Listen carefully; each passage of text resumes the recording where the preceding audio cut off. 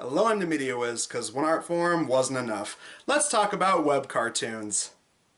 Now this is something I've tried to keep up with for quite a while. I looked at the pilots for Has-Been, Long Gone Gulch, Digital Circus, and Lackadaisy, as well as the seasons of Hell of a Boss and Murder Drones, along with the occasional standalone like Guardians of Pondonia. And yeah, I know, in the recent years we've had tons of drama surrounding the indie animation scene online and on Twitter, and tons of division within fan bases, and not to mention all the drama between the storytime animation community and its critics. But you know what?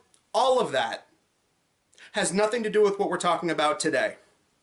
The Pony Fanboy, or Uniclopper69, or Brian Carter Ian, or whatever the hell I'm going to call him for this video, is some kind of teenaged MLP YouTuber who specializes in My Little Pony content. Starting off with fan songs and reviews of other fan content, clearly inspired by the Channel Awesome style of reviewing, soon found himself moving over to fanfiction reading videos in 2018, ditching the on-camera format and instead using a PNG avatar. Keep in mind, 2018 was also the same year that this dude started making movie reviews, and this dude became a donkey clone, so take that for what it's worth. He did this for quite a while, before he eventually moved on to just doing straightforward episode reviews of Friendship is Magic, until he got an idea to make his own little animated fan series revolving around himself.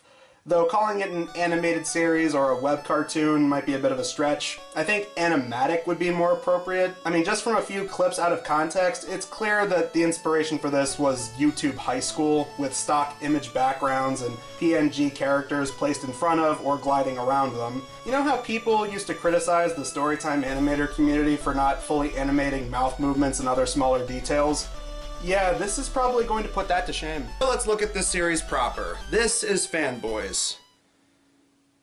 No, not to be confused with this movie. And Fangirls.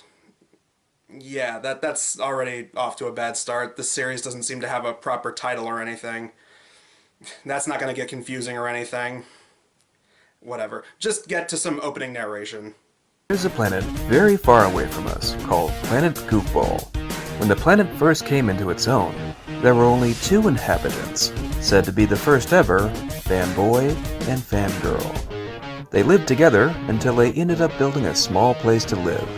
Over time, it gradually was expanded upon into being a place for a fanboy and fangirl of each fandom. Different fanboys and fangirls come from various different universes all across the multiverse, but they all have one thing in common. They're all a bunch of geeky teenagers just coming into their own. They're often invited to move on to the planet once their franchise hits some sort of pivotal point, like a series mid-season hiatus, for example. Everybody got that? Good! Okay, so to backtrack a bit, somewhere in the corners of space is a purple planet called Planet Goofball that somehow has sustainable life on it that built its own gigantic convention center. Its inhabitants are apparently the same boy and girl from across the multiverse, and each of them represent various different online fan communities, hence why they all look and sound virtually similar to one another. So it's like they're Time Lords? Or maybe it's like the Syndicate of Ricks from Rick and Morty? Or perhaps like Spider-Verse? I don't know. Honestly, I think it was just an easy out so that way they can use the same base designs with slight variations and basically just use the exact same voice over and over. Misty. There are plenty of Pokemon girls throughout the years, but Misty was always my first. Same with me and Dark Magician Girl. Oh, Dark Magician Girl. Really, any of the Sailor Scouts. They're all great. Bulma. You know, that was just one guy doing all those voices. I can't believe it. Okay, in fairness, this only seems to be the case for the boys. Whoever does the voices for the girls at least tries to add some individuality with the girls' voices. I thought Donatello and April were cute together.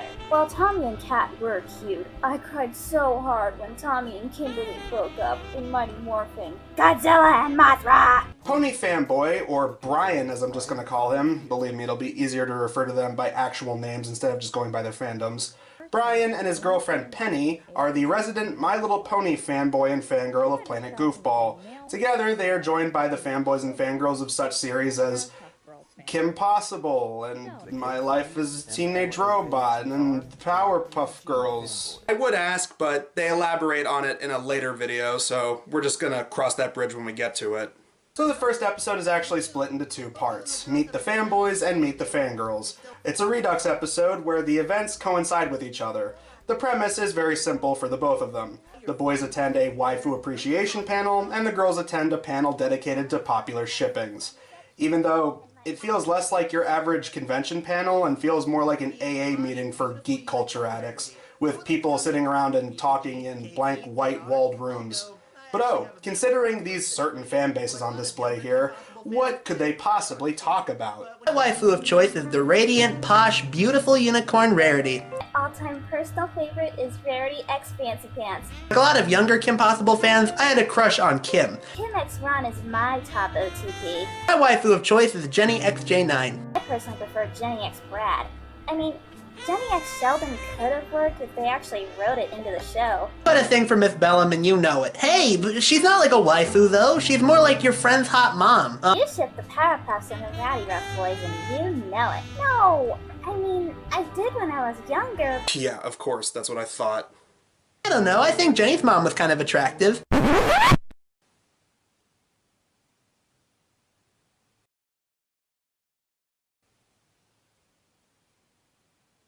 How about we pretend I didn't say that? Last video we had a guy spanking it to a pineapple and simping for the green M&M, and now this, just ugh. There's no people ship Dragon and Shigo. Oh yeah, right, come on. A Kim Possible fangirl like her, you know she's totally shipping Draken and Shigo.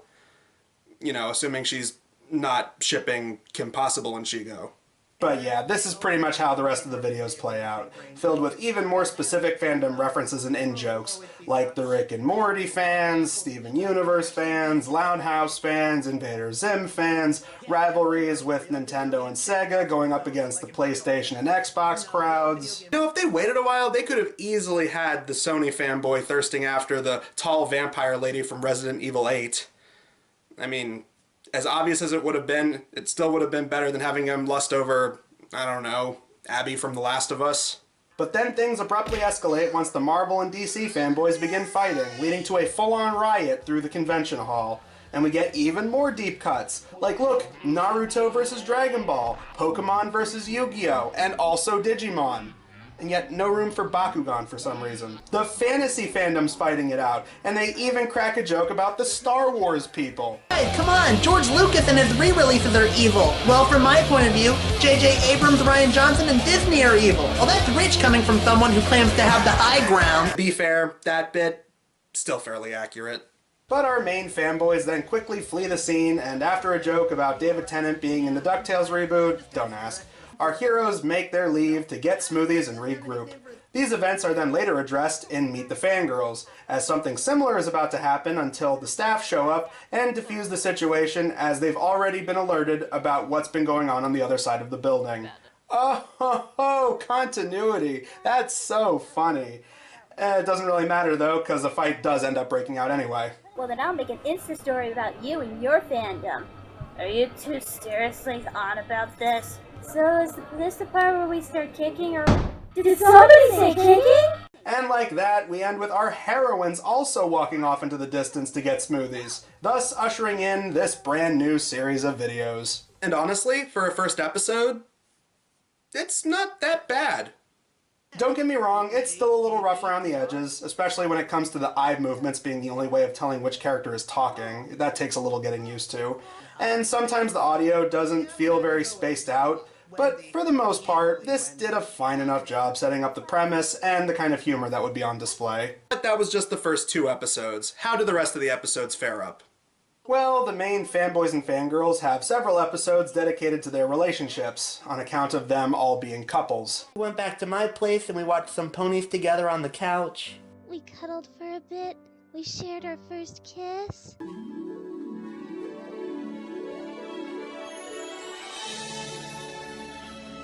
Hey, if you still want a nap, do you mind if I snuggle with you? Put some Friendship is Magic on in the background while we doze off together?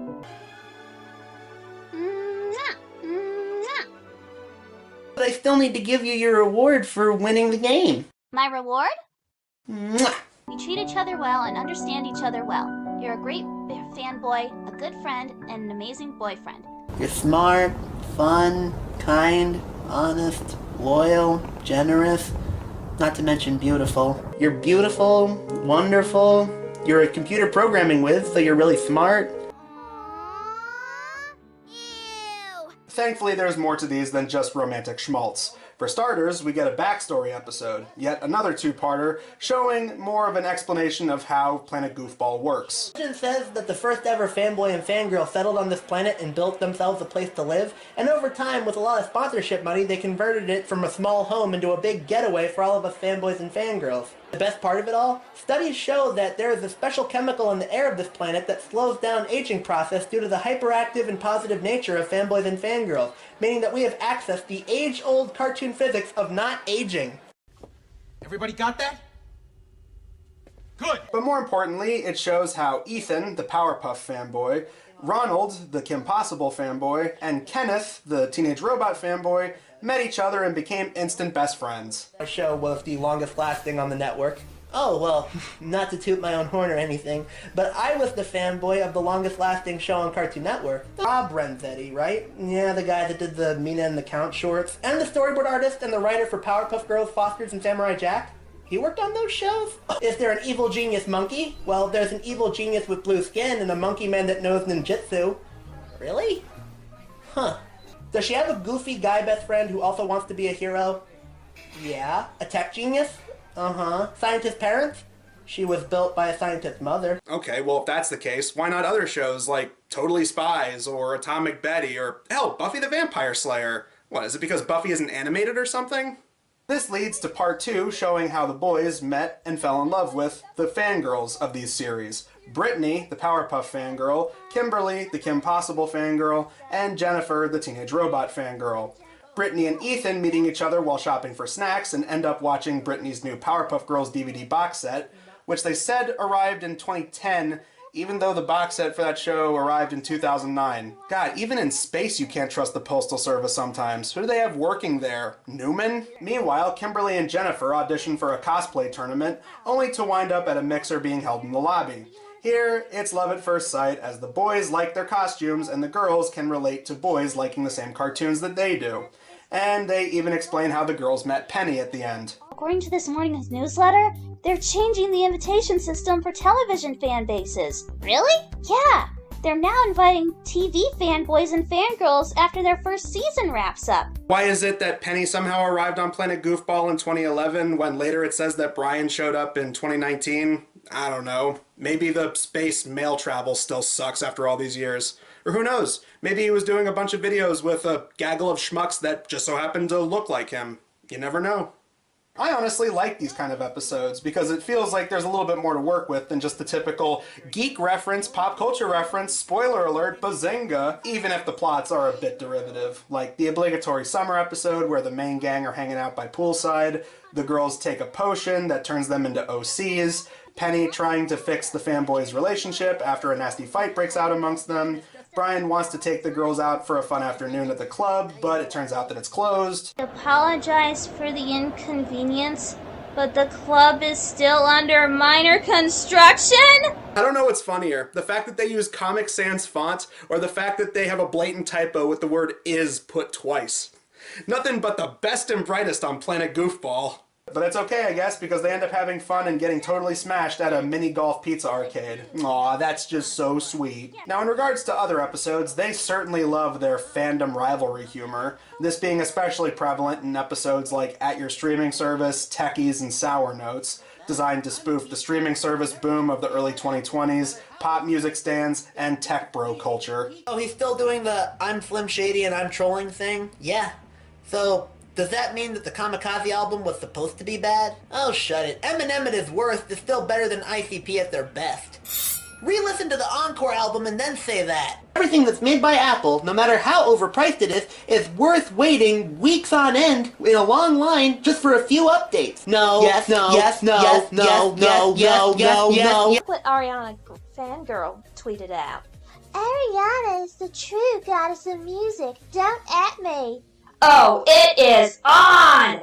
Could you imagine if they waited a couple of years and included theater kid fandoms like Wicked? They could have had a field day and pissed off the entire internet in the process. Easily the best one of these has to go to their Hot Topic episodes, going after the self-proclaimed rar lol xd so random crowd, with fan bases for Zim, Grim, Tim, and especially those horny demon cartoons that everyone loves on the internet. Right? Right? Do you think that's enough ships? Oh, you can never have too many ships. My favorite thing about this episode is that it got a sequel 3 years later, where we get self-righteous douchebags trying to protest Hot Topic. This ultimately ends with the fangirls for Helltaker and Vibsy Pop beating the tar out of them. The Helltaker fanboy seems to like this, and after they begin chatting for a bit, the Helltaker fanboy and the Vibsy Pop fangirl end up making out in the dressing room of Hot Topic. Oh, why am I not surprised you two pervs are making out in the back of a Hot Topic? Shut up, prude. Let's see. A couple of would-be edgelords sparking up a romantic relationship, all filled with tons of sin and debauchery, in the back room of a Hot Topic.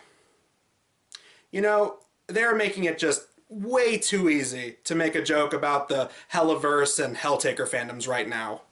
Only other thing I wanted to bring up about these episodes is how this second one ends with a stab at creepy bootleg merch relating to indie web cartoons. It's actually pretty funny, as well as accurate, because, I mean, look at these things. They're terrifying. What in the flying f*** is that? Now, I would end things here, but there's still more to talk about. Specifically, the spiritual successor series that came from it all, Megacorp. Megacorp, Megacorp, Megacorp. Well, after a single one-off joke in the Techies episode, this led to a spiritual successor that is constantly overlapping with the Fanboy and Fangirl videos. Instead of focusing on online fan communities, this one targets the biggest entertainment companies, all personified as executives who are also robots, apparently. And no, I don't know why they look like the Canadians in South Park. I guess it was a stylistic choice. I also don't know why in the first episode it doesn't have the heads flapping up and down. Thankfully, by the second Megacorp video, they figured this out, and it looks a lot better. And much like the obvious jokes you expect from the Fanboys and Fangirls, they go for some of the easiest low blows surrounding these companies. Hasbro issuing cease and desist letters, Nickelodeon exploiting SpongeBob, Cartoon Network not having anything to offer aside from Teen Titans Go, and boy howdy do they love mocking Disney and their live-action remakes. Why does everyone talk about the live-action remakes? Because for one of them, you partnered with an authoritarian government to make it, and then turned a blind eye when you filmed near a death camp? Or claimed to support the LGBT while doing business with anti-LGBT countries? Or several people like Scarlett Johansson trying to take you to court? Are we seriously not past any of that? You should not be allowed to make fun of companies like that. It is very rude, and I will have you know they created my childhood. So therefore, you are not allowed to make fun of them. Aside from the first two episodes carrying this storyline of them trying to take certain YouTube channels down, again, how dare you make fun of a big company like YouTube? I mean, when has YouTube ever gone on record doing anything of the sort? Seriously.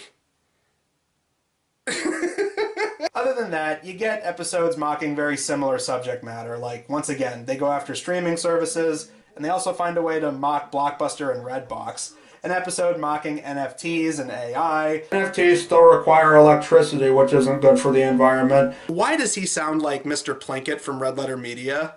Star Wars The Phantom Menace was the most disappointing thing since my son. An even better question, why does a robot care so much about the environment? Let alone on a planet that he doesn't seem to live on. Fake trailers parodying The Wolf of Wall Street and Crunchyroll, as well as the recent wave of corporate product biopics. Just a month after Jerry Seinfeld already beat them to the punch with that Pop-Tart movie that came out on Netflix, by the way.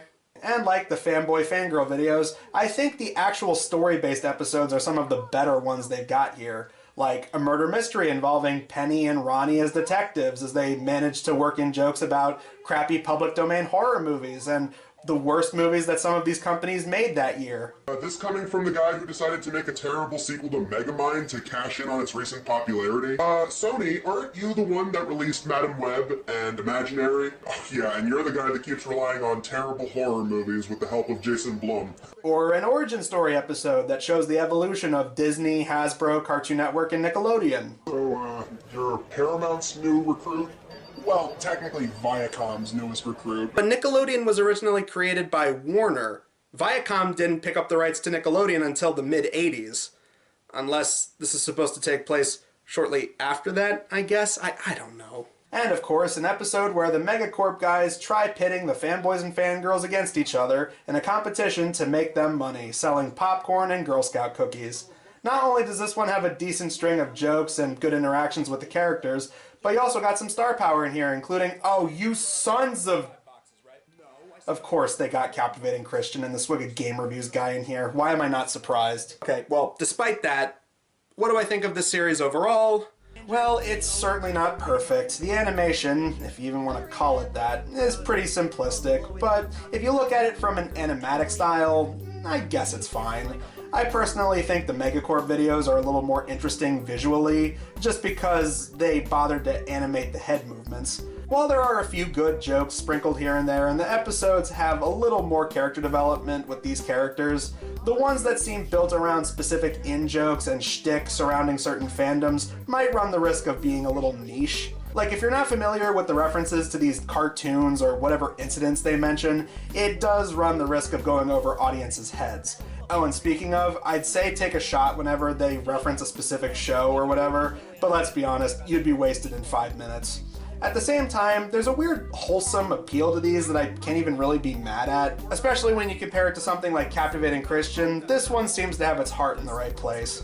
Seriously though, what a coincidence. The last two guys I did reviews on just so happened to show up in the same video with this series. I'm starting to think that there's some kind of conspiracy afoot. Coincidence? I think not! Anyway, we'll be finishing out March by doing a review of an old web series that used to parody movies. That wasn't demo reel. But until then, I'm the Media Wiz, cause one art form wasn't enough. I'm into Russian hair, a pretty pony. You like ponies? Got a bunch in here. Come play with me, I'm pretty lonely. We don't judge in here. We love and tolerate. Now let me touch your underwear. Get your butt in here. Let's take our pants off. Play with some horses. Ride them all. Hey, I got your balls. Hey, I got Pegasus. And I'm in Rosa. Sunny Ray. Hey, Rarity. Ooh, what does this button do? I'm Dan Rather, and I approve this message. Kinda. Sorta. Not really.